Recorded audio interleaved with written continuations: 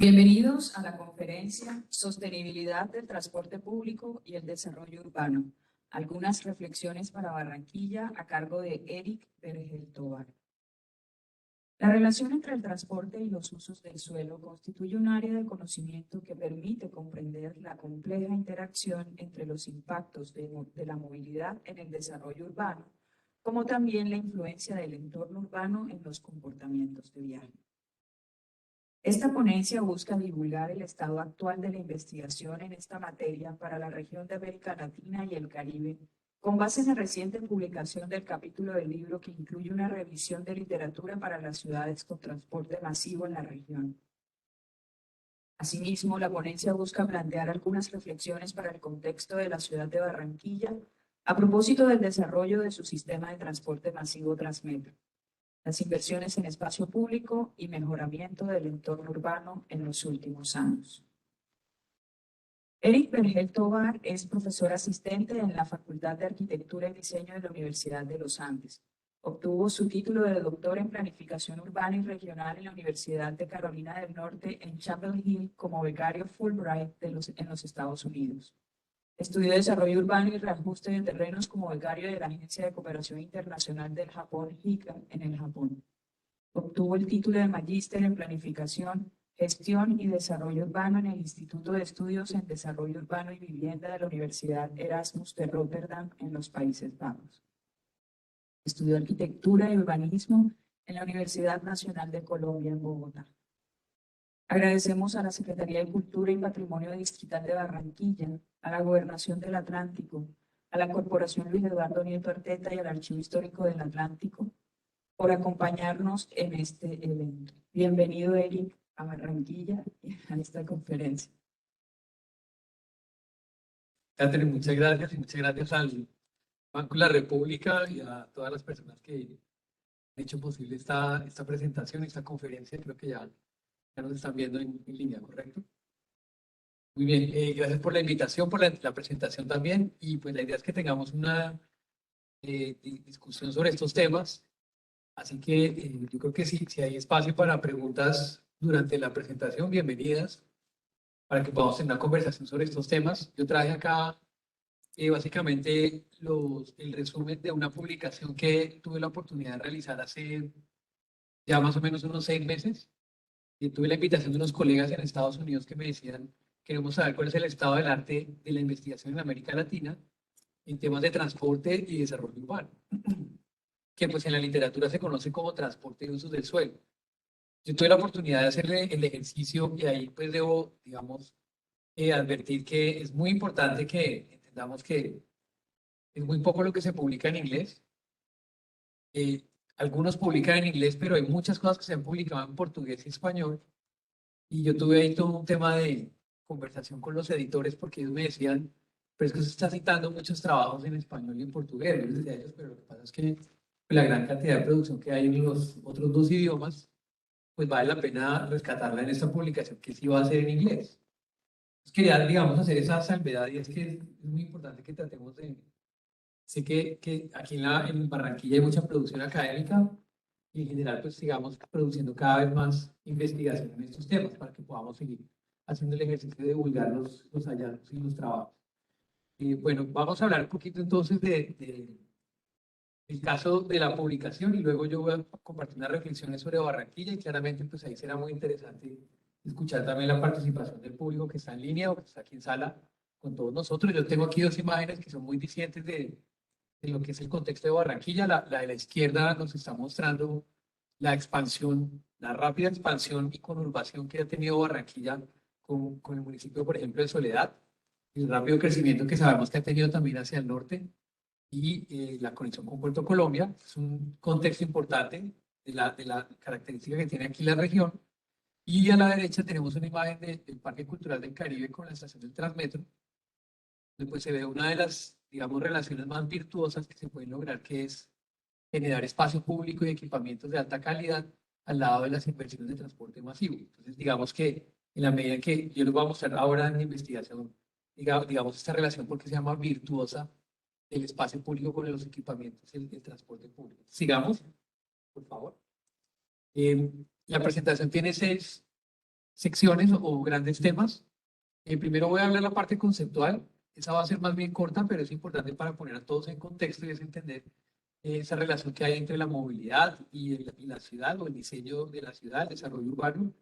La segunda es hablar un poco de la evolución de los sistemas de transporte público masivo en América Latina, para que veamos en qué América Latina ha sido líder, en qué está América Latina en este momento experimentando y cuáles son, digamos, los nuevos cambios que se están dando en la región. El tercero es el tema de entender la relación del transporte y la ciudad a partir de los impactos de los sistemas de transporte masivo. Y en cambio, el cuarto punto vamos a ver la relación en el sentido contrario, y es cómo la forma urbana o la forma en que diseñamos la ciudad determina la manera en que nos movemos de un lugar a otro. Entonces vamos a ver la relación en doble vía en los puntos 3 y 4.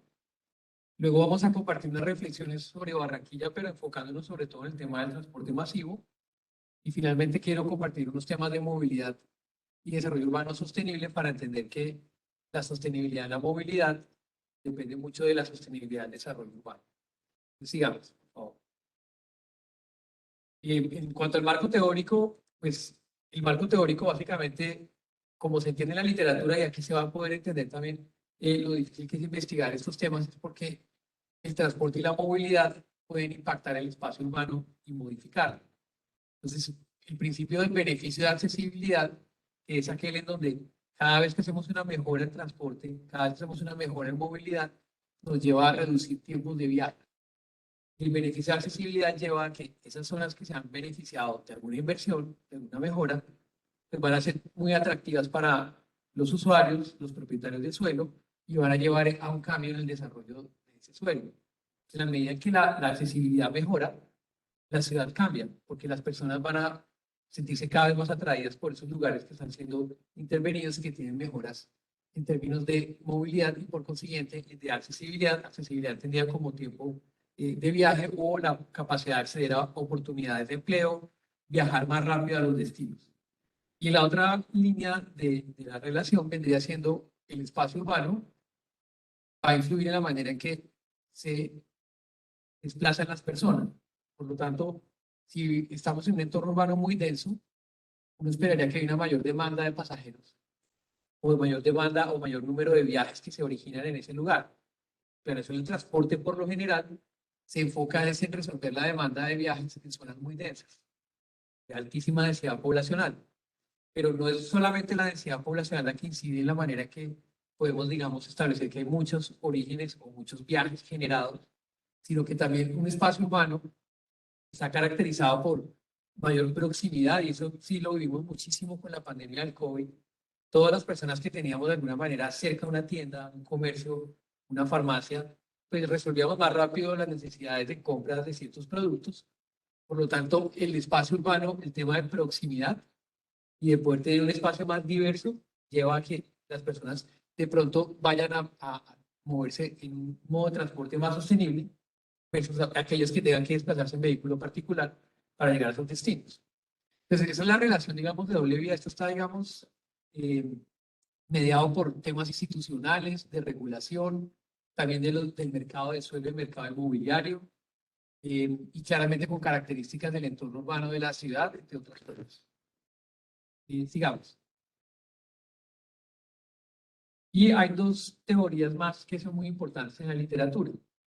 La de la izquierda es básicamente la relación de si yo estoy más cerca del centro de la ciudad, hay mejor accesibilidad, mayor concentración de oportunidades de empleo, es probable que haya una mayor densidad y también un precio más costoso de localización. Y en la medida que yo me alejo de ese centro de ciudad, el precio del suelo baja. Eso es un marco teórico, es una teoría de usos del suelo que a veces se cumple en las ciudades, a veces no se cumple del todo, pero lo interesante es que cuando se hace una inversión en transporte masivo, esa curva de la renta del precio del suelo va cambiando. En la medida que cada estación empieza a tener actividad, esas estaciones empiezan a volverse nodos pequeños de actividad, donde hay mucho comercio y donde el precio del suelo puede aumentar. Entonces, ese es un tema muy interesante que tiene que ver más con economía urbana y es, digamos, cómo cambia la renta de los precios del suelo. Y la otra es, básicamente, que si el beneficio de accesibilidad aumenta los precios de los inmuebles, que es lo que puede pasar según la literatura, en la medida que sea más costoso vivir en una zona, porque el beneficio de accesibilidad es mejor, eso lleva a que las personas de pronto decidan, los propietarios, a redesarrollar ese suelo, es decir, a construir en altura, porque si la localización se vuelve más costosa, la única manera de poder pagar por la localización se logra a través de un desarrollo más denso, de altura. Y eso va a llevar a que de nuevo se genere mayor demanda de viajes y por lo tanto se genere una necesidad de nuevas inversiones en transporte y se vuelve otra vez un ciclo. Entonces es de alguna manera un ciclo muy interesante que permite entender la investigación sabiendo que hay una relación muy fuerte entre el transporte y los precios del suelo y la estructura espacial urbana, digamos. Entonces, ¿qué nos dice, digamos, la región de América Latina en cuanto a las inversiones de transporte masivo? Hay, digamos, tres tipos de transporte masivo. Uno es en rieles, que está caracterizado por metro y por tranvía. En América Latina, los países que iniciaron proyectos de metro de manera más temprana están Argentina, con Buenos Aires, la Ciudad de México. Y en el caso de los tranvías, también México es de los líderes, de los primeros países que implementan un tranvía, pero hay, digamos, una nueva ola de implementación de estos tipos de sistemas en América Latina. En la foto de la izquierda vemos el proyecto de Ciudad de Panamá, que es el clásico metro elevado que se está haciendo en América Latina, lo están haciendo en Lima, Perú, y se hizo en República Dominicana. Es una nueva, digamos, es un nuevo auge del metro en la región. Llevamos como más o menos un poco más de una década en ese proceso. Vean ustedes que son estaciones que por lo general son elevadas porque las ciudades de América Latina que implementan esos tipos de sistema pues ya están muy consolidadas. Entonces la única manera de llegar a esos sectores sin costo muy alto es hacer infraestructura elevada como la que vemos en Panamá, en Lima y otros países. Y el caso de los tranvías, Medellín implementó el tranvía de Ayacucho hace poco, como unos 5 años más o menos. Y el tranvía de Ayacucho, pues es, digamos, de los primeros con otros en la región que tratan de cambiar la oferta de transporte público masivo. Los sistemas de rieles son costosos en cuanto a la construcción y en cuanto a la operación. Por lo general, los sistemas de rieles, metros y tranvías implica que de alguna manera se subsidia la tarifa para poder garantizar los costos de operación. Sigamos. Y el Ecuador también ha saltado en la escena con los metros y los tranvías. Y a la izquierda está la imagen del metro de Quito, proyecto que fue de mucha controversia. Como ustedes saben, el centro histórico de Quito es patrimonio de la humanidad por la UNESCO, por lo tanto tuvo que viajar un equipo de la UNESCO a asesorar al gobierno de Quito y del Ecuador para ver si, por ejemplo, en la Plaza San Francisco, que es una plaza, digamos, de los patrimonios más importantes dentro del centro histórico, por esa estación subterránea, si se iba a afectar el patrimonio o no. Y allí hubo una discusión muy interesante porque, pues, si bien el proyecto del Metro de Quito, que es subterráneo, evita que las construcciones se vayan a caer, sí pueden haber otro tipo de impacto. Por ejemplo, el hecho de tener un grupo de población que se mueva en la Plaza de San Francisco, de pronto va a cambiar el uso del suelo alrededor de la plaza, puede volverse más comercial. Y esa presión en el comercio que se pueda dar en la Plaza de San Francisco podría llevar a los propietarios a modificar los inmuebles para poder darle espacio a ese comercio. Entonces, digamos que los impactos no solamente son en términos físicos, sino también pueden ser en términos de la actividad económica. Y el de la derecha es el de tranvía de Cuenca en Ecuador, que también fue de altísima controversia, porque también el centro histórico de Cuenca es parte de la lista de Patrimonio de la Humanidad de la UNESCO. Yo tuve la oportunidad de viajar con colegas de la UNESCO y del ICOMOS, que es el brazo técnico de la UNESCO, para asesorar ese proyecto. Y cuando fuimos a conocer el proyecto, pues claramente para la UNESCO lo que más les preocupaba era, por ejemplo, el tema de la vibración. El hecho de que, por ejemplo, el tranvía pudiera afectar con la vibración las construcciones. Además, el perfil vial en Cuenca es bastante estrecho. Finalmente, el proyecto pues, se implementó sin problema y con una tecnología que permite manejar la vibración del sistema. Pero digamos que ahí la discusión es un sistema costoso el de Cuenca, está reemplazando parcialmente el sistema de buses, pero no está resolviendo todas las necesidades de viaje que hay en Cuenca. Cuenca tiene un sistema de buses que llega a más sectores de periferia y la integración que ha tenido el tranvía de Cuenca con otros modos de transporte ha sido uno de los grandes retos de la ciudad sobre todo con bicicletas también, por ejemplo. Entonces, digamos que en el tema de rieles tenemos aquí dos ejemplos muy especiales y que además yo pienso que vale la pena investigar a futuro. Ya hay investigación, pero hay que seguir investigando los impactos que puedan generar estos sistemas en el Ecuador, digamos. Entonces veamos un poquito el panorama en la región de América Latina en el tiempo. Entonces, el primer metro se hace en 1927 en Buenos Aires. Lo conocen como el subte y es se inspira mucho en el metro de Francia, de París en Francia, por esa conexión tan fuerte que hay entre Buenos Aires y París. Y a partir de eso empieza a darse, pero vean ustedes en la gráfica de la derecha, es, digamos, un proyecto de metro por cada periodo de tiempo. Solamente en el 85 hay dos sistemas de metro y en el 2014 dos. De resto siempre es una ciudad. Y realmente el boom se hace en los 70s, sobre todo en Brasil. En Brasil, áreas metropolitanas como Porto Alegre, Belo Horizonte, empiezan a implementar sistemas de metro. Brasilia también tiene uno de ellos. Pero digamos que se va dando sobre todo en el cono sur y en Brasil y en México, que son, digamos, de las economías que tuvieron la posibilidad de hacer eso antes, digamos, de la década de los 80. Entramos nosotros en la escena con Medellín a finales de los 80, inicios de los 90, y acaban de entrar Lima, Quito, Panamá, Santo Domingo. Caracas ya tenía también un metro desde la década de los 70. Entonces, digamos que lo que podemos ver es que en la región ha habido como dos periodos importantes, uno desde la década de los 70, con expansiones en los 80, y el último, digamos, disparo que se ha dado a partir de los últimos 20 años en temas de sistemas de metro. En el mapa se puede ver la demanda de pasajeros. Sao Paulo es de los sistemas con mayor número de pasajeros, le sigue Santiago, Ciudad de México y después Caracas y Lima. Sigamos. En el caso de los tranvías, en cambio, la historia es un poco más corta. Arranca en el año 86. Esto coincide con la Copa Mundo en México y las inversiones que se hicieron en México. Parece que hay una fuerte relación entre mega eventos de deportes e inversión de transporte. Eso pasó también en Brasil con la Copa Mundo y con los Olímpicos en Río de Janeiro, donde esas oportunidades generan unas inversiones muy importantes en infraestructura, pero en el mapa se ve que son muy pocos. Entonces está básicamente la Ciudad de México, Fortaleza y Recife, con Río de Janeiro y Santos en Brasil, y tenemos en Mendoza, Argentina, Cuenca y Medellín los más recientes. Entonces, en tranvías hay poco. Los tranvías son proyectos, digamos, más bien costosos.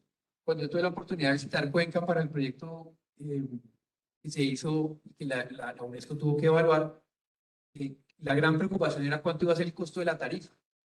En el Ecuador, digamos, hay un tema de orgullo muy importante que es el tema de la tarifa de transporte público. Tiene que ver un poco con la dolarización. En el Ecuador un tiquete cuesta 25 centavos de dólar y como todos saben, pues las monedas que hay de dólares son siempre 25 centavos. Entonces, si llegaran a aumentarle si fuera un centavo de dólar, es prácticamente imposible cobrarle a la gente en efectivo la tarifa mayor. Y se han caído presidentes en el Ecuador por solamente intentar subir una tarifa. En Santiago de Chile hubo unas protestas por un aumento en tarifas del transporte público que derivaron en todo lo que conocemos como el movimiento estudiantil. Entonces, digamos que hay un tema muy sensible en frente al tema de la operación y el costo de los sistemas y las tarifas. Un tema más social que lleva a que tal vez los tranvías de pronto sean tan costosos operarlos que no se puedan multiplicar tan fácil en la región. Sigamos. En cambio, los sistemas de buses en América Latina se han tenido un boom impresionante y la región es prácticamente el líder mundial y ha sido, digamos, ejemplo para otras regiones del mundo. Curitiba se piensa que es la ciudad pionera de los sistemas de buses de tránsito rápido que ustedes tienen aquí en Barranquilla con el Transmetro.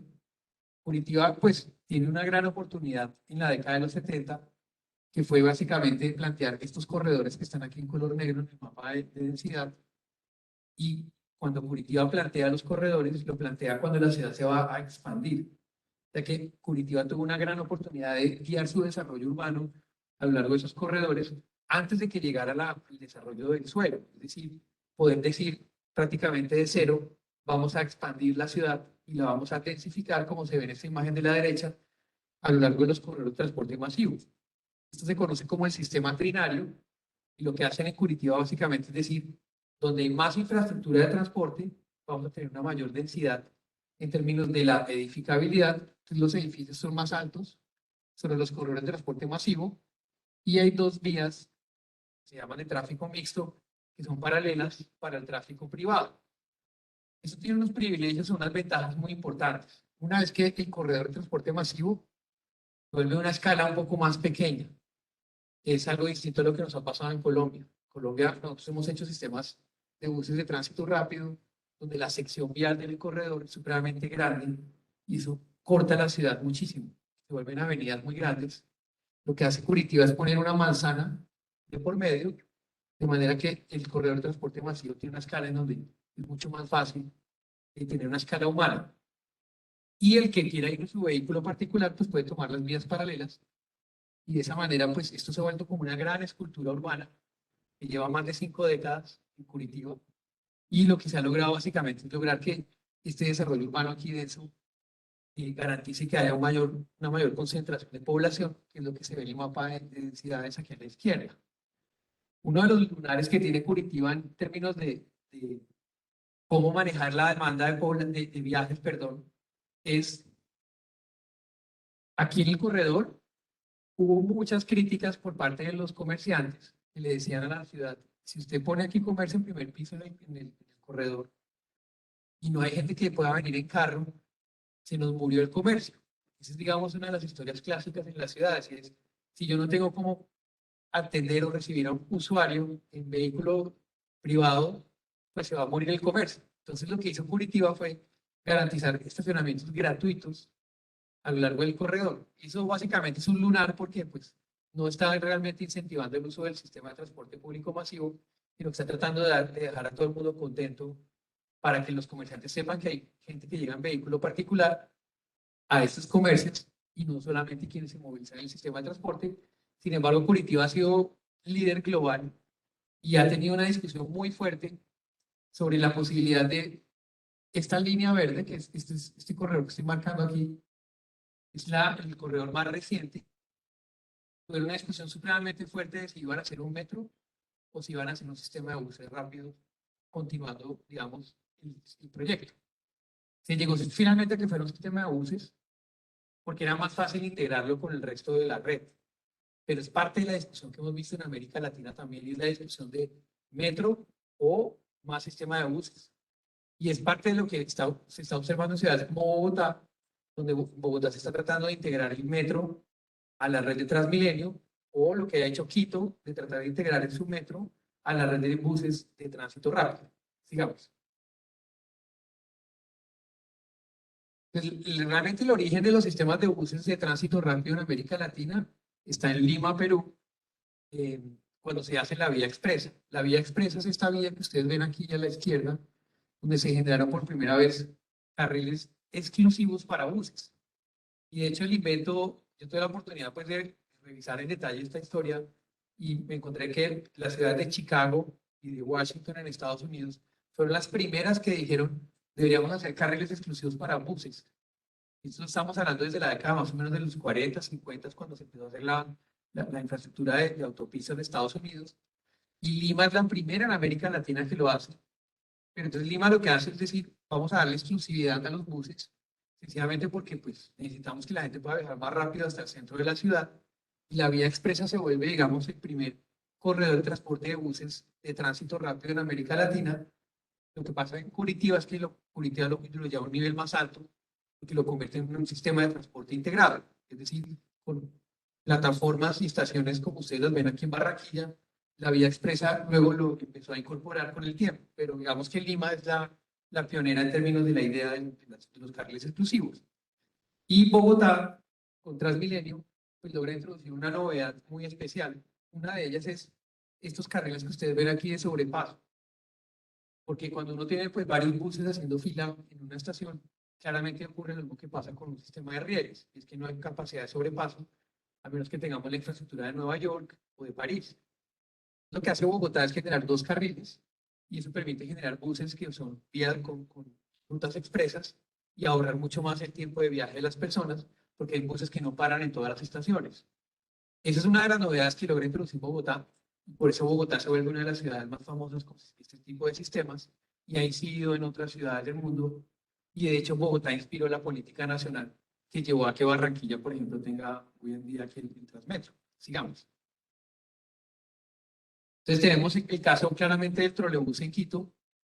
El caso del trolebús en Quito es muy interesante porque cuando se hace el proyecto en la década de los 90, varios ingenieros de transporte ecuatorianos se fueron a estudiar al Brasil y los brasileños les enseñaron a hacer lo que ellos sabían hacer muy bien, que era básicamente sistemas de buses con carril exclusivo. Pero había una preocupación muy grande con el tema del uso del diésel y de los buses que podían seguir contaminando el centro histórico. Entonces, lo que hizo el alcalde de la época fue decir, bueno, vamos a hacer un sistema de buses eléctricos. Se llama el trolebús.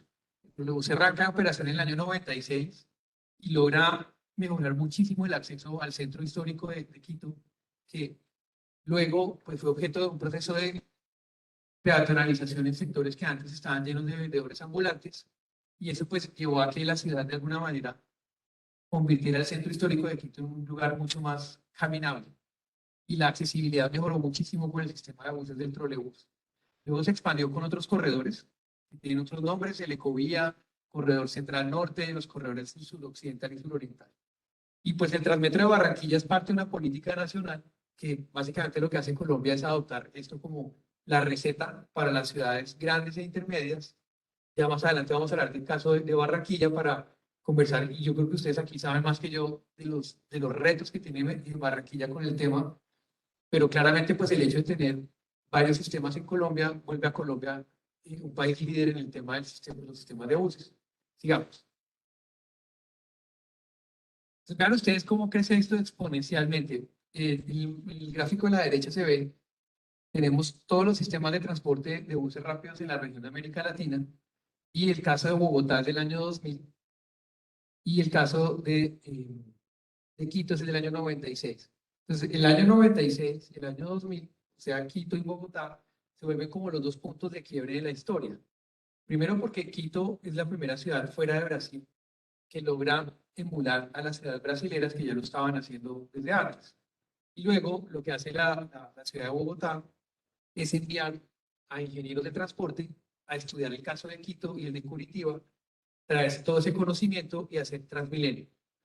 Y después de eso, se disparan por completo en la región los proyectos. De hecho, el más reciente es el de Santa Cruz de la Sierra en Bolivia. Santa Cruz de la Sierra en Bolivia es una ciudad altamente planificada en términos de su expansión y con muchísimos problemas de congestión. Es de las ciudades más recientes en adoptar este tipo de sistema. Y pues parte de la discusión está en que los sistemas de buses son más económicos que los sistemas de rieles, en términos de construcción y de operación. Y hubo un ejercicio, se los voy a explicar un poco más adelante, que es la controversia que tenemos hoy en día en Colombia, y es que como Bogotá tuvo la capacidad de absorber una cantidad de usuarios, pudo operar, ya no lo hace así, pero lo pudo hacer al principio, con un principio de autosostenibilidad, y es la tarifa o el ingreso vía tarifa del sistema de Bogotá pagaba su operación por la cantidad de usuarios. El sistema se volvió tan famoso que venían de todas partes del mundo a visitar a Bogotá para saber cómo era el milagro de un sistema que no requería subsidios. Entonces, ahí está parte de la historia, vean el mapa de la izquierda. Es difícil, digamos, entender cuál ciudad tiene la mayor demanda, pero pues yo se los puedo decir, es Bogotá. Bogotá es la ciudad con el mayor número de pasajeros hora sentido, y la avenida Caracas en Bogotá es la troncal con mayor pasajeros hora sentido del mundo. Una de las troncales, digamos, más densas, con mayor número de usuarios en el mundo. Y vean ustedes aquí la cantidad de proyectos en Brasil.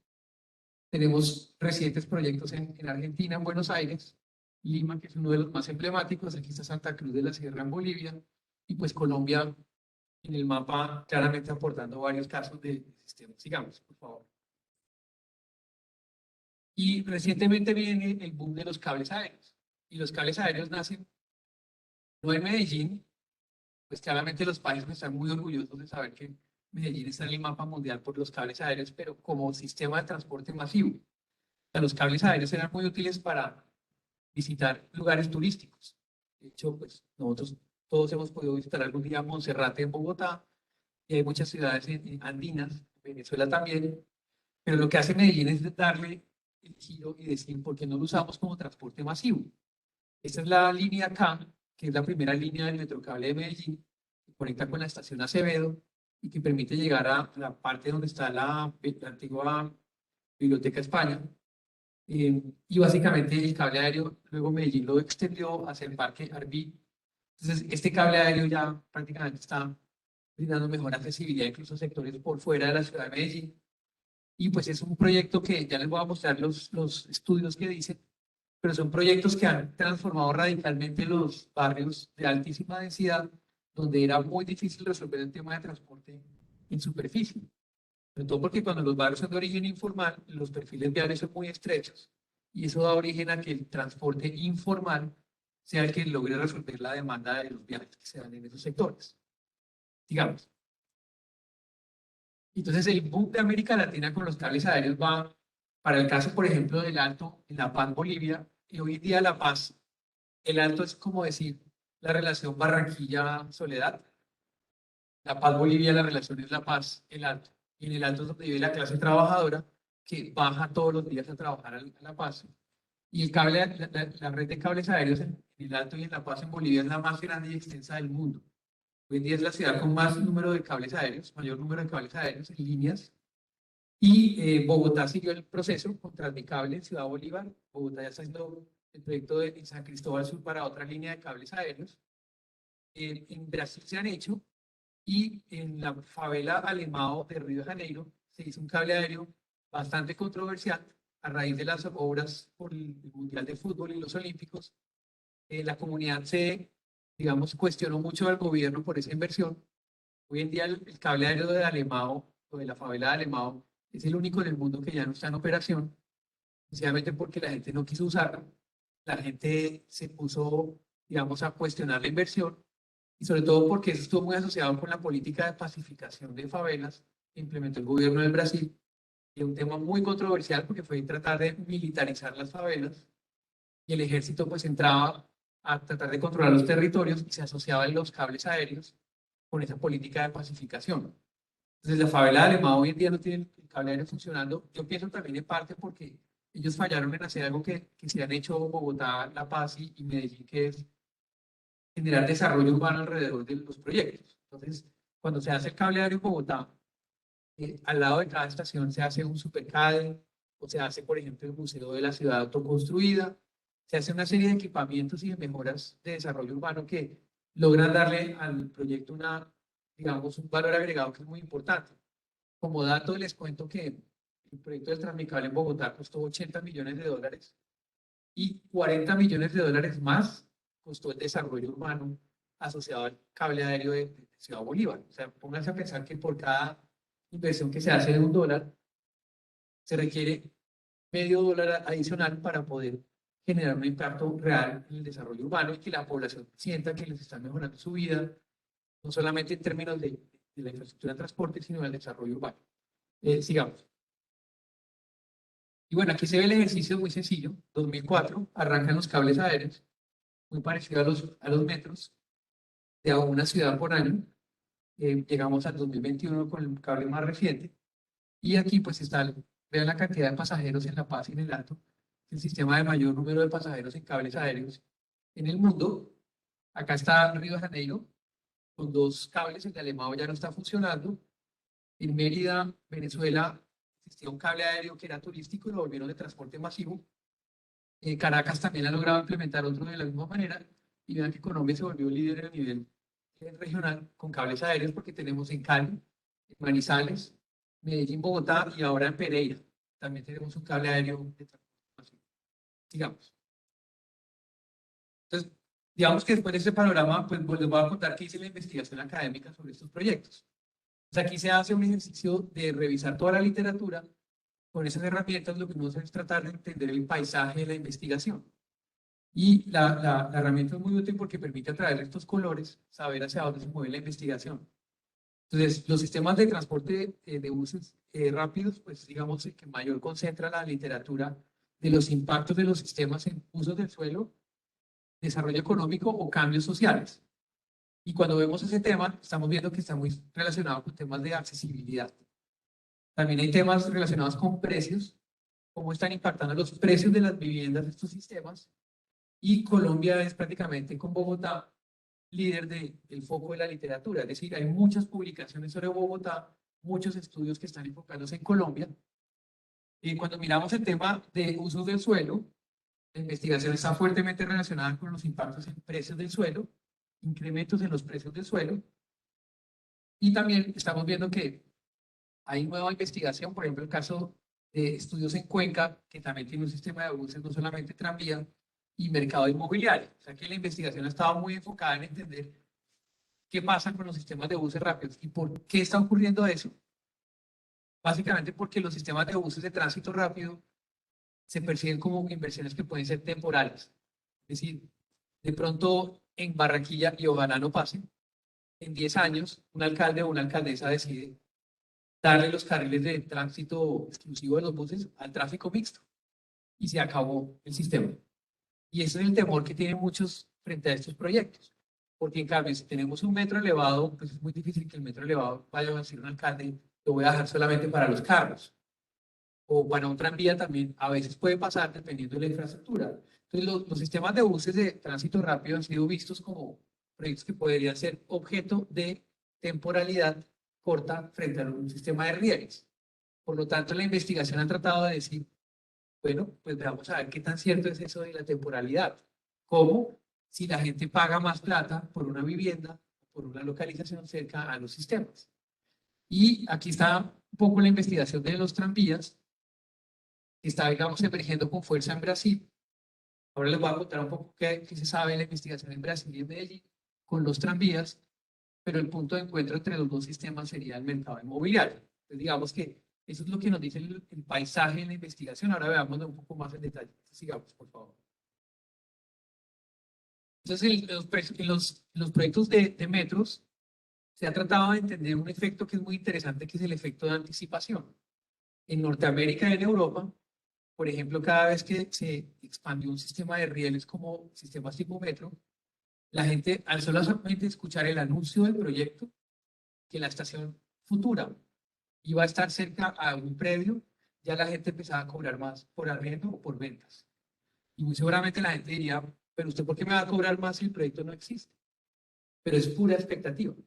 Y hay muchos efectos de anticipación con los sistemas de rieles. Y eso se ha logrado comprobar en Santiago de Chile, por ejemplo. En Santiago de Chile, la expansión de los sistemas, del sistema de metro ha llevado a que la gente empiece a cobrar más por alquiler. No solamente el anuncio. En el caso de la Ciudad de México, se encontró que hay un aumento en densidad, o sea, mayor concentración de población. Y en el caso de Sao Paulo, se han observado un mayor precio de los inmuebles en zonas aledañas a metro y trenes de cercanía. Sao Paulo, que es uno de los mercados inmobiliarios más grandes de América Latina. Tenemos en el caso de Buenos Aires una relación curiosa. Yo aquí solamente dejé la diapositiva del hallazgo positivo para distancias entre 200 y 600 metros. Pero en cambio en Buenos Aires encontraron que están entre 0 y 100 metros, lleva a que la gente pida menos por alquiler o venta de vivienda. Y piden más cuando la localización es un poco más lejos de la estación. Eso también se ha hallado en Bogotá con el Transmilenio y es, a la gente le gusta vivir cerca del sistema de transporte masivo, pero no al frente. No quiere aguantarse todo el público que está saliendo y el comercio que eso genera. Entonces la vivienda tiende a localizarse como entre 200 y 600 metros. Eso se ha observado en proyectos de investigación para sistemas de metro, pero también para de buses rápidos. Y pues claramente también la edificabilidad, que quiere decir el número de metros cuadrados construidos, ha aumentado en sectores servidos por transporte masivo en Sao Paulo. Sigamos. Entonces, digamos que ocurre este efecto que ya se ha visto en otras ciudades del mundo. Aquí en la imagen lo que trata es de mostrarles que eso es como un efecto, como si uno lanzara una piedra en el agua y se genera una irradiación. Entonces, cuando se tiene una estación de rieles, de metro, toda la zona que está afectada entre comillas, porque está siendo realmente beneficiada por el beneficio de accesibilidad, se ve, digamos, de alguna manera mediada por la intervención del proyecto. Entonces, ciudades como Washington o en San Francisco, California, en Chicago, Nueva York, Seúl, Londres, Madrid, y más recientemente aquí en América Latina, Santiago, Sao Paulo y Buenos Aires se ha observado lo mismo, y es efectos de anticipación. La gente empieza a cobrar más por la localización y el beneficio de accesibilidad es un hecho. Entonces, digamos que en eso América Latina coincide con lo que se ha publicado en Europa y en Estados Unidos. Efectivamente, existe un efecto en la estructura espacial urbana y en los precios del suelo y de las viviendas, digamos. En el caso de los tranvías, la historia es un poco más compleja. En el caso del tranvía de Ayacucho en Medellín y el de Fortaleza en Brasil, que también se hizo para la Copa del Mundo de Fútbol de la FIFA, es que el hecho de introducir un sistema como estos lleva a que se requiera de adquisición de predios, sobre todo para el radio de giro de los sistemas, y eso que ha llevado a procesos de reasentamiento de población, a veces reasentamiento no deseado. Entonces, esto tiene una situación compleja. En Brasil hay un movimiento muy fuerte, sobre todo porque en Brasil la constitución habla del derecho a la ciudad, y pues es curioso que la gente que desea vivir en la ciudad sea desplazada por proyectos que tratan de mejorar la calidad de vida. Por lo tanto, hay mucho cuestionamiento frente a los tranvías. El tranvía de Ayacucho también, si ustedes quieren, pueden buscar en Google y se van a encontrar una cantidad de sesiones del Consejo de Medellín donde la ciudadanía iba a quejarse que me están sacando de mi casa porque están haciendo el tranvía, porque me están comprando el predio a un precio que no es lo que yo esperaría. Y eso entró en unos procesos de mecanismos legales supremamente complejos. Pero en últimas, ¿el punto cuál es? El punto es que el proyecto, al requerir mayor espacio, pues está llevando procesos de desplazamiento que son complicados en términos de desarrollo urbano.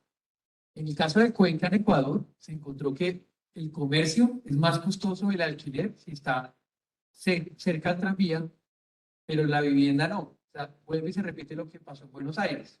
La gente quiere vivir cerca de los sistemas, pero no al frente de ellos, sobre todo si son de superficie. Y en el caso de Medellín, hicimos un estudio hace poco con la Agencia de Cooperación del Japón y encontramos que hay un aumento en los avalúos catastrales del 4% por el solo hecho de haber implementado el tranvía. Vimos que bajó un poco, el efecto fue un poco negativo en la época en que se construyó el proyecto, pero una vez inició operaciones ya estamos hablando del 4% en avalúos catastrales. ¿Eso qué quiere decir? Que pareciera que de alguna manera los proyectos o los, digamos, el tranvía de alguna forma está llevando a que la gente pague un porcentaje en pago del predial por el hecho del beneficio de accesibilidad del sistema. Sigamos. Entonces vean aquí unas imágenes que son muy interesantes. En la derecha tenemos el tranvía de Ayacucho, aquí está el trazado, y el análisis que hicimos fue observar los cambios en los avalúos catastrales. Entonces hay sectores, aquí en azul, del trazado, que están cerca de las estaciones, con buena accesibilidad, están experimentando un aumento en los avalúos catastrales. Y el resultado en forma urbana o en arquitectura es lo que vemos a la izquierda, que son nuevas edificaciones que aprovechan el beneficio de accesibilidad de lo que se es construir en altura.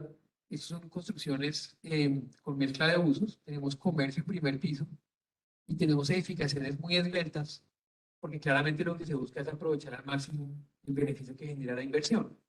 La pregunta es si de alguna manera esto podría ser parte más bien de un proyecto de ciudad y no un desarrollo predio a predio que lleva a que se generen esas fachadas ciegas en las construcciones y que de pronto se pierde la oportunidad de hacer un proyecto más de desarrollo urbano donde se genere más espacio público. Volvemos a la imagen del Parque Cultural del Caribe hace un rato al inicio de la conferencia y es, pues muy bien que exista una densificación y que se pueda concentrar la población y la demanda, pero es muy importante que si hay mayor población, pues haya mayor oferta de equipamientos y de espacio público. De lo contrario, pues estamos densificando sin pensar en la capacidad de soporte del territorio. Sigamos. Pues para resumir aquí el tema de los sistemas de BRT, Bogotá es la que más estudios ha tenido, de las ciudades más estudiadas en el tema, y lo que se ha concluido en Bogotá es que hay aumentos en precios de alquileres de entre el 6 y el 9% cada vez que uno está más cerca de una estación. Hay incrementos en precios del 22%, aumentos en precios de alquiler entre el 13 y el 14%, aumentos del 8%. O sea, todos los estudios confirman que efectivamente el hecho de estar cerca de Transmilenio implica que la gente valora vivir allí y pagar más. Ahora, estos son precios de alquiler o venta. Digamos que son datos que se sustentan en, por ejemplo, portales como metrocuadrado.com o Finca Raíz. Es decir, es la expectativa de venta. las investigaciones no llegan a concluir si efectivamente la venta o el alquiler se realizó. Simplemente es lo que se está publicando en cuanto a la expectativa. En el caso de México hay un hecho importante y es la única ciudad que se ha estudiado para ver si hay efectos de anticipación. Y hasta la fecha no existe un estudio que pueda demostrar que el anuncio de un proyecto como el Transmetro, el solo anuncio, vaya a aumentar precios de inmuebles.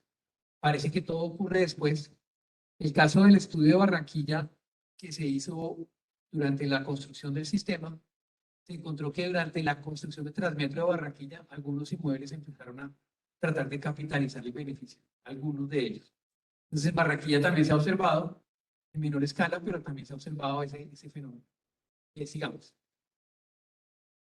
En efectos, también hay el hecho de que el área construida sea más densa en zonas servidas por los sistemas. Entonces, vean ustedes acá, tenemos estaciones de transporte masivo Transmilenio en Bogotá y aquí en Quito, y las comparamos con zonas que no tienen el sistema de transporte masivo, y encontramos una mayor concentración de metros cuadrados y también de licencias de construcción.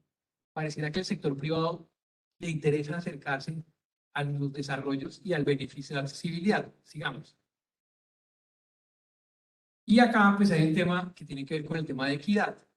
Digamos que es parte de la crítica que quiero dejar frente a ese tema, y es que en el caso de Bogotá, vean ustedes que aquí está el portal de Usme al sur, el portal de las Américas en el occidente, y las grandes ciudadelas de vivienda de interés social de Bogotá están servidas por alimentadores, es decir, beneficio de accesibilidad no le llega de manera directa a la población de más bajos ingresos. Esas personas que viven en las ciudadelas de vivienda de interés social tienen que hacer transbordo en el portal, y eso pues es una penalización en el tiempo de viaje. Eso lleva a que las personas tengan que levantarse más temprano y seguramente buscar un transporte informal, que es lo que ocurre hoy en día en el portal de las Américas, para poder llegar más rápido a sus casas. Y lo que ocurrió en Quito fue algo completamente opuesto, y es el plan de Quitume de vivienda de interés social al sur de la ciudad reservó unos cuantos, un terreno gigantesco de hectáreas para vivienda de interés social, y todavía no había transporte masivo. Entonces la ciudad logró reservar suelo, los constructores empezaron a hacer vivienda social al sur de Quito, y cuando en el año 2000 y 2008 se expande el trolebús al sur de la ciudad de Quito, los constructores le empiezan a decir al gobierno, ya no nos da, porque el precio del suelo está tan alto que si construimos a pérdida. Entonces pareciera que la sola expansión del sistema lleva a que sea muy difícil que la tierra que fue reservada para vivienda social se pueda realmente utilizar con ese propósito. Por lo tanto, si el Estado no tiene algún mecanismo para de alguna manera generar un equilibrio, el mercado inmobiliario de alguna manera lleva a que la gente de más bajos recursos no pueda vivir cerca de las inversiones. Entonces aquí la crítica es en la equidad, y es, si ya sabemos que todos los sistemas de alguna manera tienen impactos en precios, en la capitalización de inmuebles, pareciera que entonces la inversión es para quien pueda pagar la localización y no necesariamente para quien más lo necesita, que es una de las discusiones más delicadas en América Latina, sobre todo con todo este boom de sistemas que les estaba mostrando yo de transporte masivo. Sigamos. Ahora veamos la relación desde la otra vía, y es cómo influye la forma urbana en los comportamientos de viaje. Y aquí la literatura nos está diciendo, la gran mayoría de estudios siguen siendo en transporte de buses de tránsito rápido. El concepto de accesibilidad es supremamente importante. Los cables aéreos están empezando a dominar la literatura, sobre todo en temas de evaluación de impacto, y aquí está empezando a aparecer el tema de equidad. El tema de equidad aparece pues claramente porque estas zonas servidas por cables aéreos son zonas donde vive gente de bajos ingresos, y los proyectos de alguna manera están mejorando las condiciones de vida y sobre todo la accesibilidad para esas personas en términos de tiempos de viaje. Sigamos. Entonces, veamos rápidamente qué nos dicen los impactos. Uno, pues los sistemas de metro y BRT, lo que nos están diciendo es que pareciera que en el caso de las ciudades de México, la gente maneja menos su vehículo particular si vive en zonas servidas por transporte masivo. Y lo otro que nos dice la investigación es que cuando los entornos son más amigables con el peatón, la gente usa más el sistema de transporte masivo. Sigamos. Y aquí pues unos hallazgos importantes en investigación que hemos hecho sugieren que el tener vivienda multifamiliar con comercio y equipamientos lleva a que haya una mayor demanda de usuarios en transportes de público masivo en un estudio que hicimos para 7 ciudades de América Latina. ¿Eso qué quiere decir? Que es muy importante que cuando se haga un corredor de transporte masivo, se piense en la mezcla de usos del suelo, se piense en la posibilidad de generar equipamientos, espacios públicos para que sean, digamos, nodos más atractivos y no solamente generadores de viaje. Sigamos. Y también se ha encontrado que en el caso de la accesibilidad en periferias urbanas, se han identificado lo que se conoce como los desiertos del transporte público. Y es que de alguna manera estos sistemas que son costosos y que requieren mucha infraestructura y espacio no logran llegar a las periferias urbanas. Yo creo que ustedes eso lo han visto aquí en Barranquilla con el caso de Soledad. Y es que de todas maneras los sistemas llegan a esas zonas de periferias a través de alimentadores o de tráfico o de servicios de lo que se conoce en la literatura como de última milla. Sigamos. En el caso de los cables aéreos, los hallazgos son distintos. No hay mucha investigación en términos de impacto en precios del suelo, pero sí hay mucha investigación en temas de tasas de homicidios en tiempos y en costos de viaje. Los cables aéreos han sido supremamente exitosos en reducir los tiempos de viaje en todos los lugares donde se han implementado. La gente viaja mucho más rápido a sus destinos y en el caso de Medellín, las zonas servidas por cables aéreos han tenido una reducción de homicidios. Ahora, no podemos asociar directamente la inversión en cable con las reducciones de homicidios, porque el tema de homicidios es mucho más complejo a la hora de estudiarlo, en términos de todas las causas que hay detrás de la seguridad ciudadana, pero llama la atención que hay varios estudios que han encontrado que esas zonas de alguna manera reportan menos tasas de homicidios, digamos. Y pues en cuanto al tema de precios o de valores del suelo, en el caso de Medellín se han presentado unos fenómenos muy interesantes. Aquí tenemos el caso de el estudio que hicimos con los japoneses. Esta es la estación Santo Domingo del cable aéreo de Medellín. Y aquí están estas zonas en azul cerca a las estaciones. Y está pasando algo en Medellín que ya se ha observado también en Río de Janeiro con las favelas. Y es que el beneficio de localización está llevando a que la forma urbana cambie rápidamente en estos barrios de origen informal y se presente esto que ustedes ven en esta imagen. Esta es una fotografía tomada desde la estación hacia el exterior. La gente empieza a densificar muchísimo más.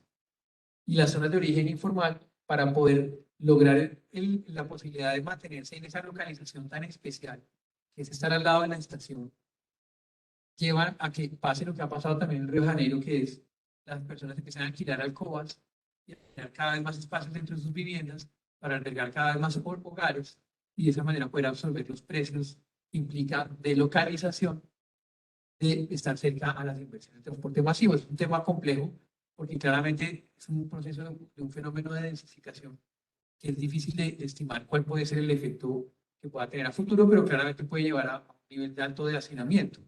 Sigamos. Y pues los cables aéreos, por ejemplo, han mejorado los tiempos de viaje al centro de Medellín. En el caso de Bogotá se está estudiando el tema de salud urbana. Hay un estudio que está haciendo la Universidad de los Andes para ver cómo la gente que vive cerca del cable aéreo de Ciudad Bolívar mejora en términos de su estado de salud. Es un estudio de largo plazo.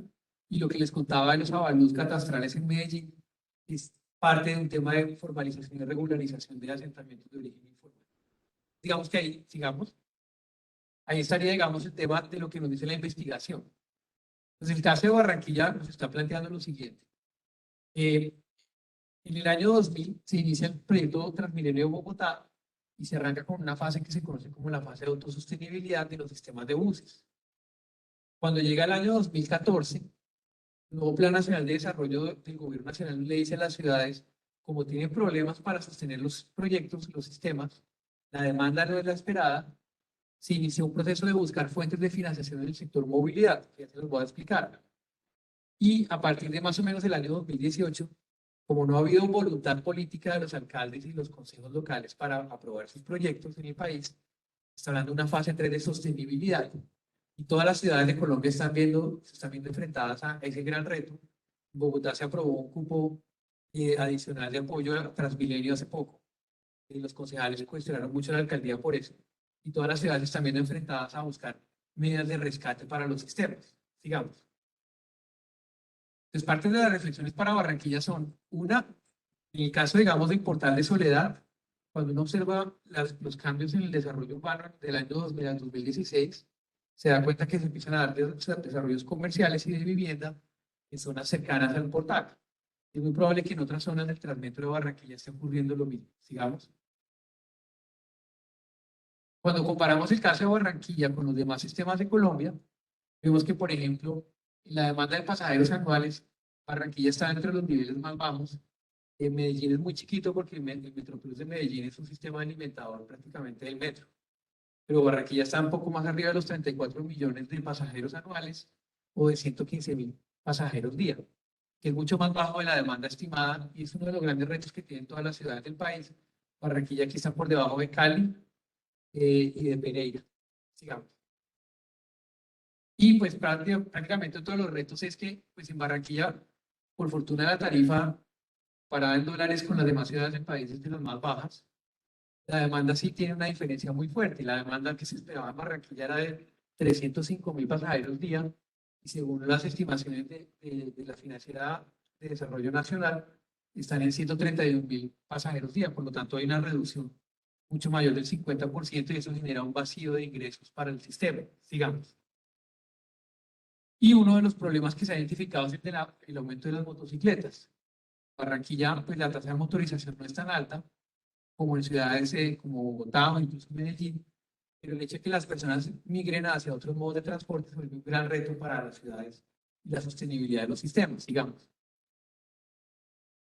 Entonces aquí les quiero dejar, digamos, un mensaje que tiene que ver con el gobierno nacional está planteando lo que dice la columna de la izquierda, y es, tenemos que buscar fuentes de financiación para los sistemas, cobrar por estacionamientos, cobrar por la congestión vehicular, cobrar por emisiones de gases y polución en las ciudades, o también cobrar por el acceso a la infraestructura como con peajes urbanos.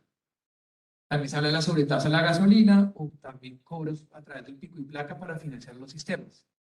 Pero la conclusión es que en ninguna ciudad ha habido voluntad política para implementar esto, ni en las alcaldías ni en los consejos.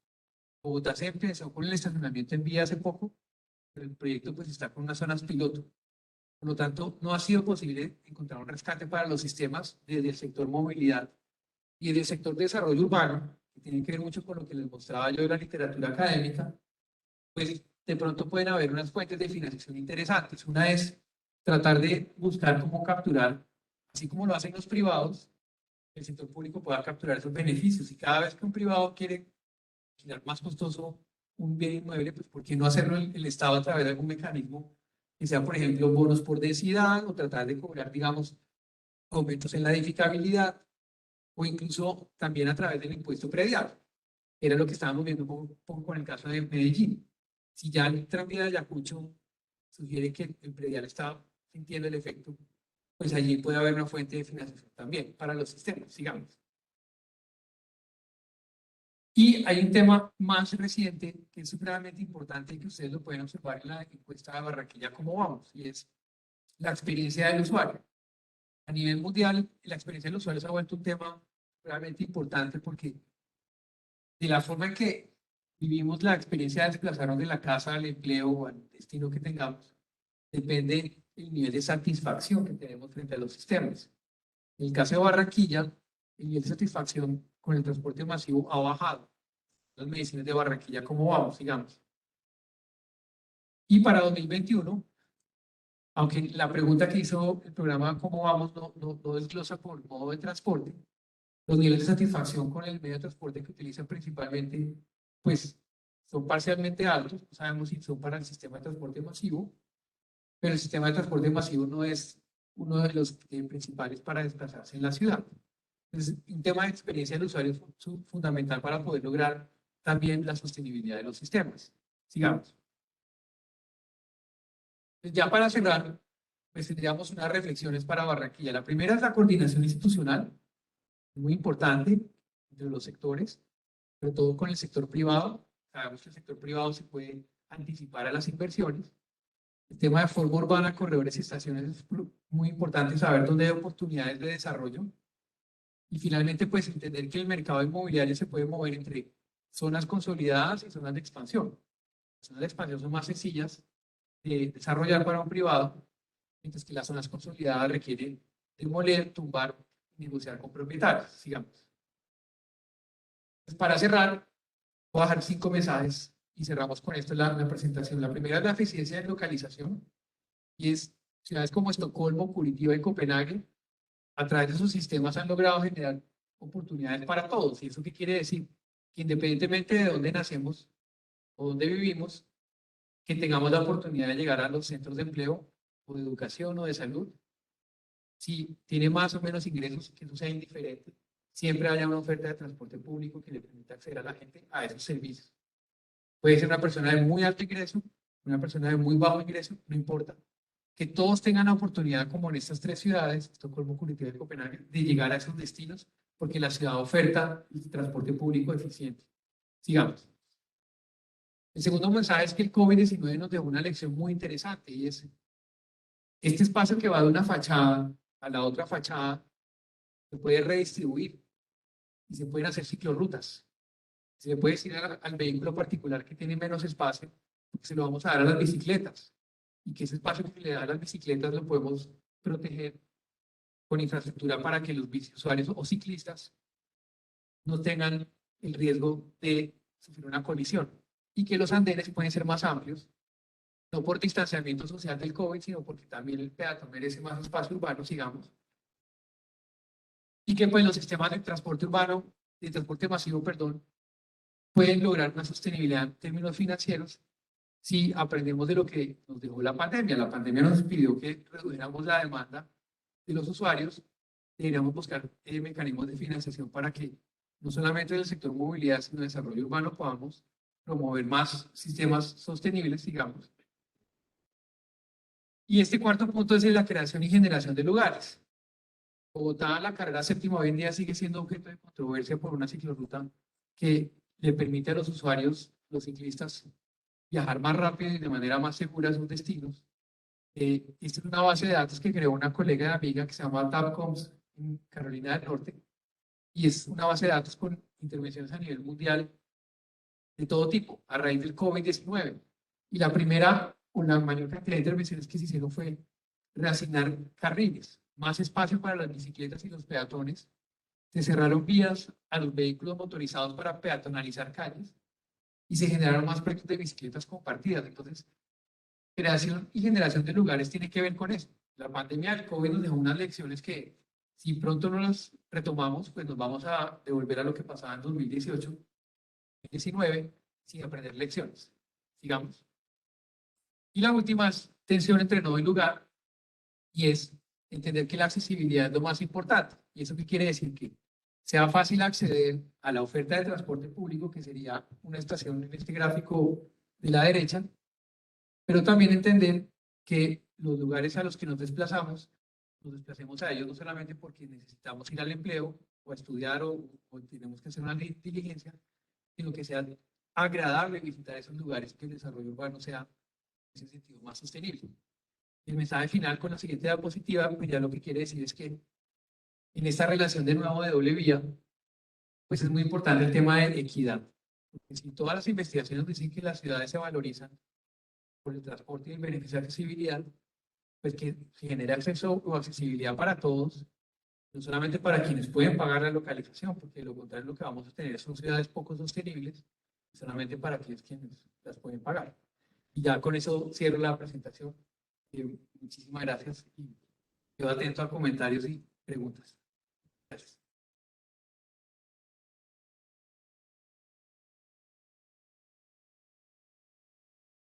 Tengo una pregunta, claro. Sí, falta prevención.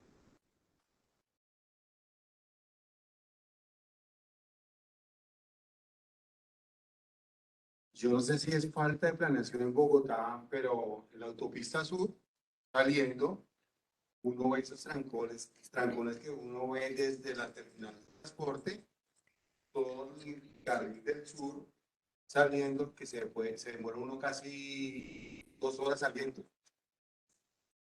Falta de planeación, urbanismo, que siendo una vía de transporte tan congestionada en horas picos, ¿por qué la alcaldía o el gobierno local o el gobierno nacional no prevén de que esas vías puedan de ser de 4 o 6 carriles, tanto según la orientación. Pues no sé, es decir, es uno de los que uno plantea, dice, ¿por qué la ciudad no planea de que si lo hicieron hace 40, 50 años, porque no vieron de que va a haber más urbanización, va a haber más asentamiento poblacional en esas, entre comillas, autopistas, y no dejaron más carriles, es decir, dejemos estos carriles o estas lotes para poder construir más adelante y no tener este pesado tráfico que se ve en el sur de Bogotá.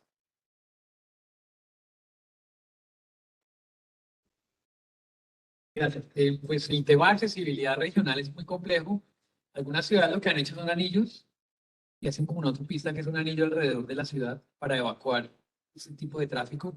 Pero lo que ha pasado en ciudades como Washington, que han hecho eso, París también ya lo hizo, es que eso incentiva más la expansión urbana. Entonces, yo creería que lo que de todas maneras hay que entender en el caso de Bogotá, por ejemplo, es que las inversiones han llegado un poco tarde. O sea, el Transmilenio de Soacha llegó muchos años después de cuando se necesitaba y eso pues ha llevado a unas complejidades. Dos, pues las salidas y entradas de Bogotá, digamos que están mediadas por una dinámica que es muy compleja y es que eh, vivir en Bogotá se ha vuelto más costoso y muchas personas han empezado a hacer la ecuación que antes hacían de vivir en el centro de Bogotá o en periferia de Bogotá, a decir, en vez de pagar un poco de plata por vivir en el centro de Bogotá, me voy a vivir en un municipio vecino con más área.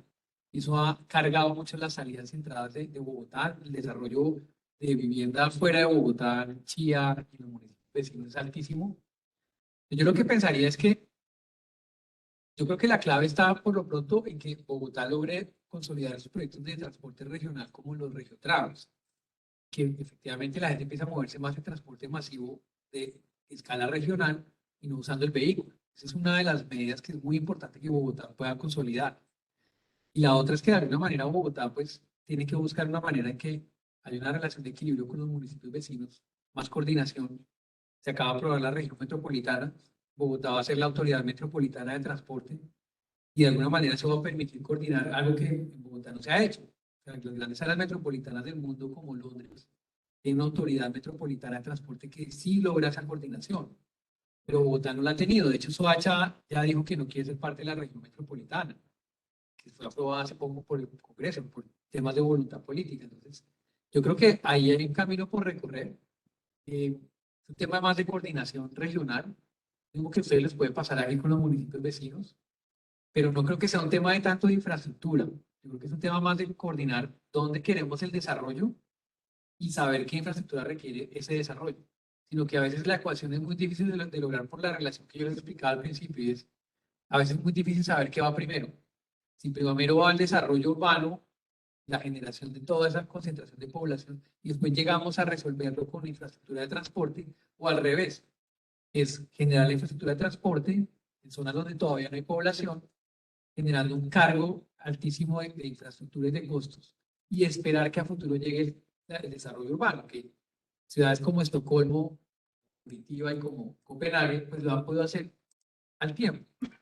Pero efectivamente lo que nos ha pasado aquí en Colombia es que es más reactivo el ejercicio de resolver la demanda con la infraestructura un poco más tarde.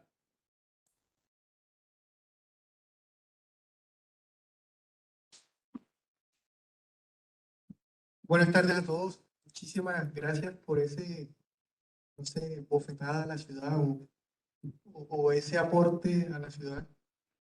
Barranquilla este año lanzó una premiación que se llama Barranquilla 2100.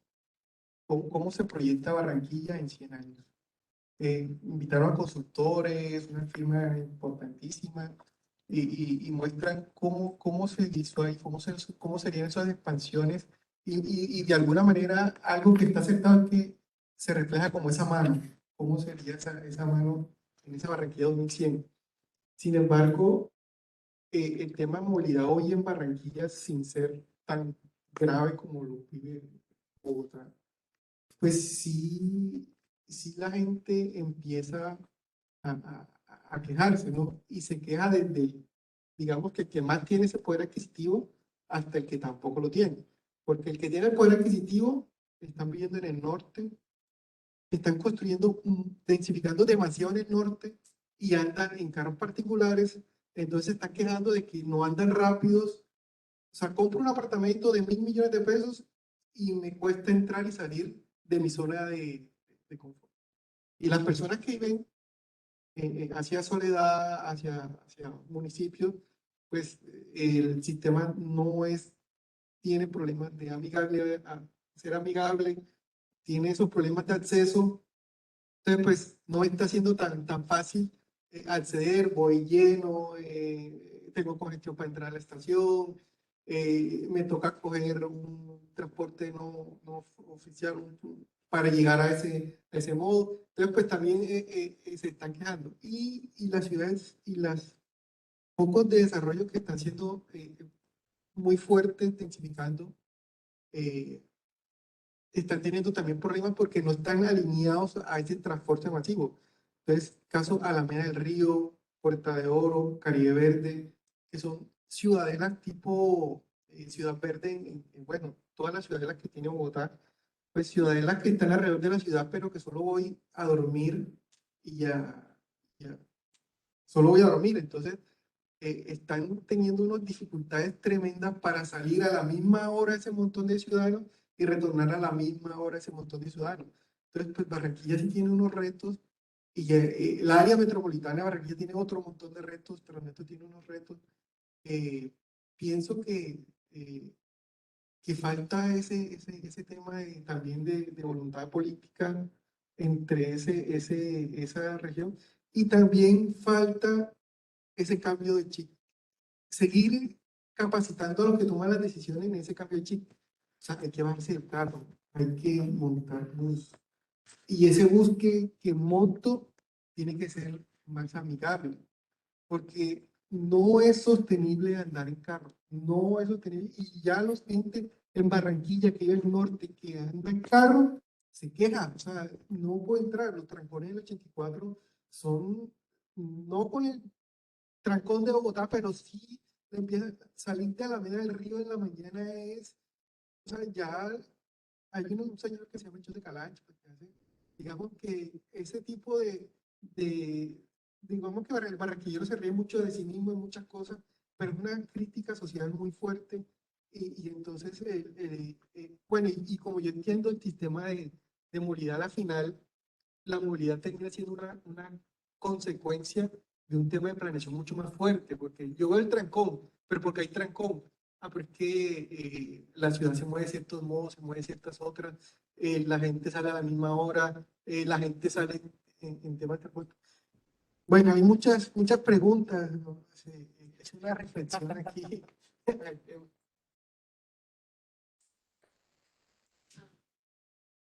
Pero yo quería decir que tengo una relación así como de amor y odio con el Transmetro. Me parece un tema, o sea, me parece un servicio, perdón, supremamente eficiente. Cuando hay partidos de la selección y cuando hay partidos de Junior, entonces nos invitan a que nos movilicemos en el Transmetro y uno ve de verdad que en un momentico desocupan eso y la gente llega y no tiene que llevar el carro. Cuando en Navidad se hacen todo ese tema de los alumbrados también, entonces lo vamos a tener hasta las 10 de la noche y la gente puede acudir, es muy barato, pero a mí no me sirve. Entonces me toca caminar 5 cuadras para coger un bus que me va a dar un paseo por Barranquilla, todo el Prado, Bahía Carolina, no sé qué, para dejarme en Buenavista y me puedo demorar 40 minutos, donde yo camino media cuadra y cojo otro bus que me lo da, me demoro 15 minutos. Entonces siento que el Transmetro todavía está compitiendo mucho con el transporte público colectivo y hasta que no hay una integración entre ambos, no va a llegar de pronto a ese punto de equilibrio que está necesitando. Entonces, yo usualmente cojo Transmetro si voy a hacer algo de soledad, que eso si acaso será 2 veces al año, y siento que para eso está. La gente de Soledad se ha beneficiado muchísimo con ese servicio porque, no sé, un taxi a Soledad vale 25.000 pesos. Tú no puedes coger un taxi todos los días, en cambio, y te demoras un bus normal que haga el recorrido intermunicipal, o sea, que termine, que conecte Barranquilla con Soledad, se puede demorar 45 minutos, 1 hora, 2 horas. Yo tenía compañeras que trabajaban en la universidad y era hora y media la ida, hora y media la venida, si hora pico eran 2 horas de subida cada trayecto. Cogen el Transmetro, no sé, bueno, por esa cantidad de tiempo. Pero tienen que mirar entonces es cómo integramos el resto del transporte colectivo con esto para que de verdad uno no, porque si es un sistema rápido, para mí no es rápido porque no, digamos que esa ruta no es la que tiene, entonces tiene que mirar de pronto como es su origen-destino, a quién moviliza. Yo no sé cuántas personas en Barranquilla, se movilizan exclusivamente con eso, que no tengan que de pronto conectar con Soledad. Porque sé que sí, la mayor público, el aforo pues, máximo de gente que va, hace ese recorrido Soledad-Barranquilla, Barranquilla-Soledad.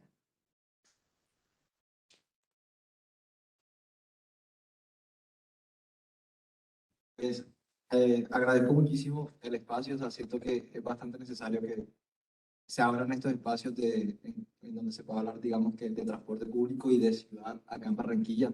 Siento que los espacios son muy pocos y el transporte público y decir Transmetro es como un tema álgido en la ciudad. Se ha vuelto, digamos, que noticia en los últimos meses en el tema en cuanto de sostenibilidad financiera. Salen muchas noticias diciendo como que el Transmetro está en quiebra.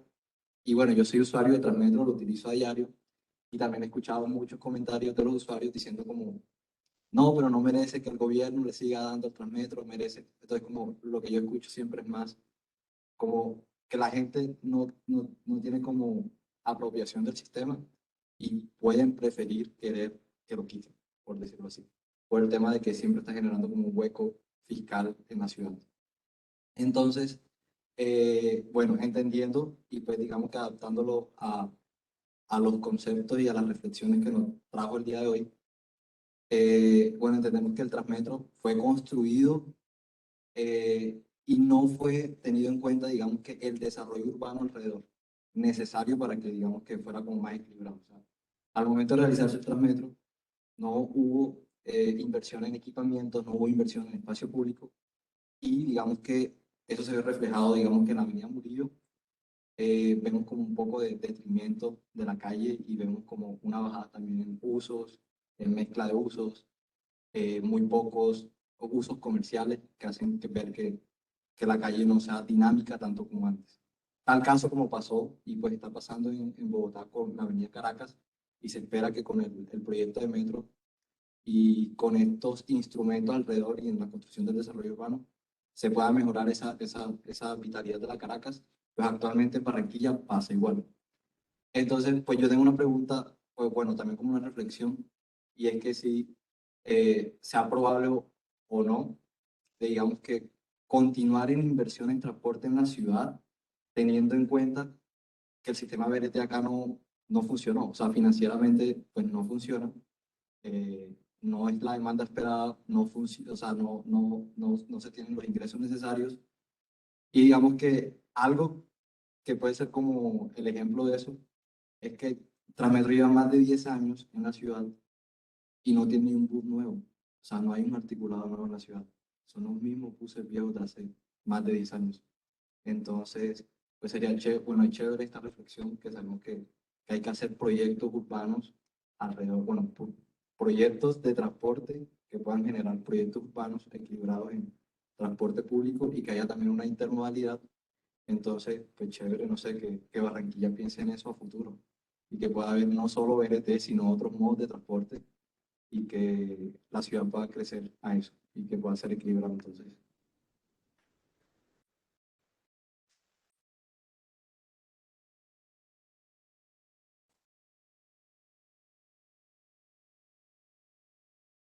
Andrés pregunta por Webex. Añadirle un peso adicional a los predios aledaños al sistema de transporte no haría más lento el proceso de densificación que justo necesita el sistema y que carece en Barranquilla, y añade una reflexión. En Barranquilla no se ha logrado ese proceso de densificación alrededor del sistema o no se ha hecho un plan coordinado. De hecho, la densidad promedio de Barranquilla no es muy alta, 60% de Barranquilla son casas de 1 o 2 pisos. Y Leonardo pregunta, ¿podría ampliar más el papel que juega el esquema de operación BRT? Gran parte del problema puede ser el modelo. Para el caso de Barranquilla, los dos operadores también tienen inversiones en transporte tradicional y puede haber intereses que hacen insostenible el modelo. ¿Qué pasaría si ese modelo lo asumen las ciudades y las empresas privadas en vez de las empresas privadas? Más preguntas. No, Bueno, gracias por los comentarios. Yo creo que era mejor así entonces la ronda completa de comentarios y preguntas. Yo no creo que me interese darle una bofetada a Barranquilla porque Barranquilla es de las ciudades que yo más quiero en este país. Entonces, realmente que al contrario, yo creo que es lo que dice Andrés, de buscar más espacios de conversación y reflexión, de contarles un poco qué dice la investigación reciente sobre los temas. Y pues yo sí pensaría que de todas maneras, si le preguntáramos a Curitiba, ¿qué le recomendaría a Barranquilla? Pues Curitiba le hubiese dicho a Barranquilla, todo ese desarrollo del norte ustedes lo deben haber hecho con el transporte masivo. O sea, no solamente pues, incentivar ahí más y más desarrollo de construcciones, sin haber generado la alternativa. Es decir, la mejor ciudad en transporte público en el mundo es aquella en la que uno, cuando va a salir de su casa, tenga varias opciones. No diga, me puedo ir en carro, me puedo ir en bicicleta, me puedo ir en transporte público, me puedo ir a pie, o sea, tengo todas las alternativas.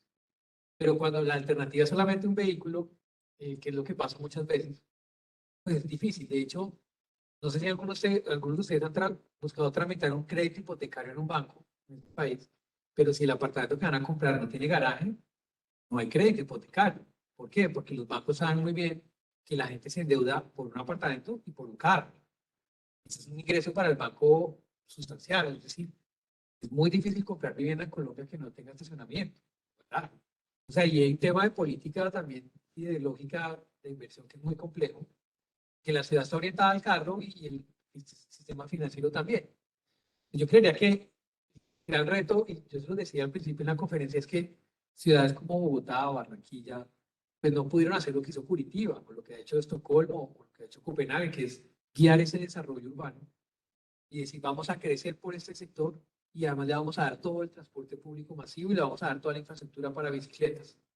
Sino que nos ha pasado un poco de la manera reactiva. Yo voy y resuelvo el problema de la demanda de viajes ya cuando está generada el desarrollo. Entonces ahí creo que hay un tema complejísimo, pero yo creo que de todas maneras, en el caso de Barranquilla, y ahí viendo un poco con los otros comentarios, sería muy bueno buscar ampliar la red, porque otro de las recomendaciones que hace Curitiba es que el sistema de buses no solamente debe depender de las troncales. Ellos tienen unos buses que se llaman los interbarrios, que son buses que complementan las troncales y que le evitan a las personas lo que estabas diciendo de yo por qué tengo que viajar por un sector que no necesito cuando mi viaje es de otro tipo. Entonces lo que hace Curitiba es redistribuir ese flujo a través de varios portales. Los sistemas en Colombia de buses rápidos no siguieron el ejemplo de Curitiba en cuanto a generar portales de transferencia intermedios. Siempre están al final de la troncal. Entonces, lo que nos ocurre aquí en Colombia es que el portal de transferencia se da al final de la troncal y ahí la gente toma un bus alimentador. En Brasil, esos buses, esos terminales están en el recorrido en varios puntos estratégicos donde la gente puede cambiar, puede tomar otro modo de transporte, incluso la bicicleta. Entonces, ahí yo creo que pensar que todo el mundo se va a mover en troncal es difícil y pues claramente hay un tema de cómo lograr satisfacer la necesidad de viaje de toda la población. Porque otro tema que tienen los buses de tránsito rápido es que son muy buenos para viajes largos, pero no buenos para viajes cortos. Porque lo que tú decías, si yo me tengo que bajar, tomar otro bus, o si el tiempo de espera en la plataforma mientras pago, mientras espero el bus, ya es demasiado tiempo, pues mejor tomo un taxi o un carro compartido o algo más. Entonces yo sí creo que hay un tema de estos sistemas son muy buenos para viajes largos, para viajes tan cortos. Por eso es que se ve mucha densificación en los finales de los sistemas. Yo sí creo que de todas maneras es fundamental buscar que se integren con bicicletas. Bogotá ha tratado de fomentar cicloparqueaderos en los portales, pero no lo ha logrado en todos, ni en todas las estaciones. El tranvía de Ayacucho de Medellín no tiene estacionamiento de bicicletas. Y entonces la gente no puede desplazarse en bicicleta con el tranvía. Yo creo que hay un tema complicado que es, y yo sé que a Andrés le ha interesado mucho pensarse a futuro cómo sería el sistema de transporte masivo de Barranquilla. Se ha publicado en redes propuestas y se vale soñar, yo creo que esa es la idea, pero yo sí pienso que de alguna manera hay que entender que el sistema necesita una red más grande y que de todas maneras el tema de desarrollo urbano es fundamental porque los sistemas de buses en Colombia se pensaron como sistemas para mover gente muy rápido, pero no necesariamente para generar proyectos de ciudad. Por eso mi caso del Parque Central, del Parque Cultural del Caribe me gusta, porque es un caso muy especial de equipamiento con espacio público. Yo le he dicho a Catherine que si como parte de esta actividad pudiéramos hacer una visita, creo que nos quedan pendientes esta actividad para poder visitar la ciudad como parte del ejercicio. Pero yo sí creo que hace falta mucho eso. Bogotá lo hemos logrado parcialmente en algunos sectores, pero en general el sistema está pensado para que la gente se mueva muy, muy rápido. Es un tema muy delicado porque el transporte informal empieza a llenar ese vacío, las aplicaciones móviles, y claramente hoy en día el nivel de satisfacción del Transmilenio en Bogotá es bajo. Y hace poco estaba comentando con colegas que parece que esa tendencia que yo les mostraba de los proyectos de buses en América Latina, pues parece que se va a estancar, ¿sí? Parece que hay como un giro hacia el cable, un giro hacia el metro, un giro a los tranvías, y las ciudades en la medida que de lo posible, si lo pueden hacer, se endeudan para hacer los proyectos. Y el Banco Interamericano de Desarrollo está tratando de entender cómo, si se van a hacer metros, pues no pase lo mismo que pasa con los de buses rápidos, que es solamente para mover gente en distancias largas. Ahí está parte de la discusión. Pues con relación a la pregunta en el Internet, en el Webex, yo pienso que este es un tema de voluntad política, claramente. No conozco en detalle el caso de Barranquilla, pero conozco el de Cali, porque estoy dirigiendo una tesis de maestría en Cali sobre este tema, de lo difícil que ha sido lograr que el sistema mío, y sobre todo después de las protestas en el paro nacional, que destruyeron gran parte de la infraestructura del sistema, lo tienen todavía más contra las cuerdas. Yo sí pensaría que las fuentes de financiación del sector movilidad que yo les explicaba, de cobros por estacionamientos, pico y placa y demás, si no hay voluntad política, pues es muy difícil que se logren implementar, porque la respuesta del gobierno nacional siempre va a ser la misma, es implementen los instrumentos que ya les dimos en el Plan Nacional de Desarrollo. Está en las manos de ustedes.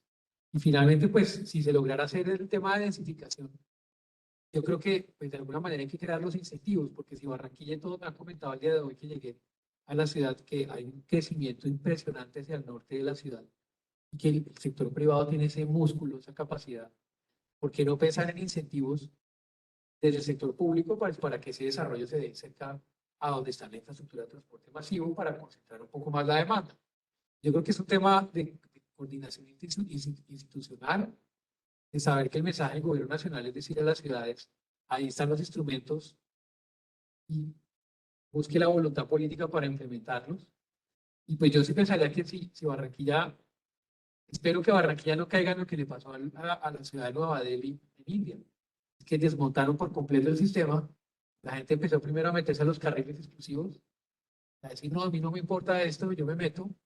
Demandaron la medida ciudadanos de Nueva Delhi y un juez tuvo que emitir un fallo diciendo que era el beneficio general el que primaba, que no se podía demandar el carril exclusivo de buses, pero al final lo desmontaron. Y era porque era un proyecto que no estaba asociado con desarrollo urbano, equipamientos, espacio público. Entonces yo quisiera que no pasara en Barranquilla lo que le pasó a Nueva Delhi y en la India, que de alguna manera la ciudad pudiera encontrar con estas herramientas de financiación que da el gobierno nacional o las del desarrollo urbano, la sostenibilidad del sistema por un lado y por el otro lado, pues encontrar con el gobierno el mecanismo para expandirlo, para que de verdad pueda generar una mayor cobertura, porque el caso de Cali es muy parecido. Hay unas zonas que son las que están servidas por el mío, que mucha gente dice a mí no me sirve. Están expandiendo en este momento el sistema a un costo altísimo, pero lo están expandiendo. Y la expansión es lo que logra es llegar un poco a lo que es Curitiba. Curitiba ya tiene esa red que cubre básicamente casi toda la ciudad y reduce pues los tiempos de vida para toda la población. Hay una última pregunta. Claro. Dice, para el desarrollo urbano de Barranquilla en un futuro, Transmetro es la única solución, ampliando paulatinamente la oferta de rutas, o se debería empezar a pensar en otros sistemas de transporte masivo que no sean contaminantes. Bueno, los sistemas de buses pueden ser eléctricos, o sea que no es un tema de que solamente todos son de diésel. Bogotá, de hecho, está liderando la renovación de flota más grande de América Latina y es un hecho. No necesariamente son los buses contaminantes, pero lo que sí he encontrado yo en literatura de investigación de transporte informal es que el transporte informal está llenando ese vacío que que dejan los sistemas formales, porque el transporte informal le deja a la gente, es muy parecido al transporte de buses convencional. Por ejemplo, que se ha encontrado en investigación, las mujeres en periferia urbana les gusta más el transporte informal porque conocen al conductor.